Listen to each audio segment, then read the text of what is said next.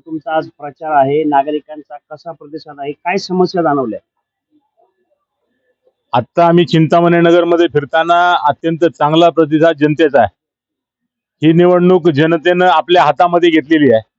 कारण गेली 15-20 वर्ष जनता ज्या प्रश्नांसाठी नगरसेवकांकडे मागणी करते, जे 15-20 वर्ष या ठिकाणी काम करत आहेत, त्यांच्याकडनं कुठल्याही प्रकारचं काम झालेलं दिसत नाही.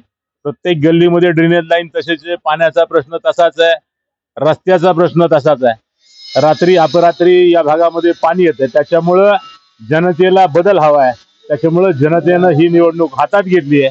जनतेला बदलासाठी येत्या 15 जानेवारीला मतदान करायचंय. निवडणूक प्रभाग पद्धतीने असल्यामुळे प्रत्येक जण 4 मतं देणार आहे. अ गटामध्ये 1, ब गटामध्ये 1, क गटामध्ये 1, ड गटामध्ये.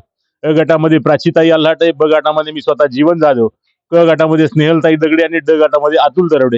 हे चारही उमेदवार जनतेला निवडून देऊन त्यांचे प्रतिनिधी म्हणून, सेवक म्हणून काम करण्यासाठी हवेत, अशी जनतेची प्रतिक्रिया आहे. रोकठोक महाराष्ट्राला सबस्क्राईब करा आणि बेल आयकॉनवर क्लिक करायला विसरू नका.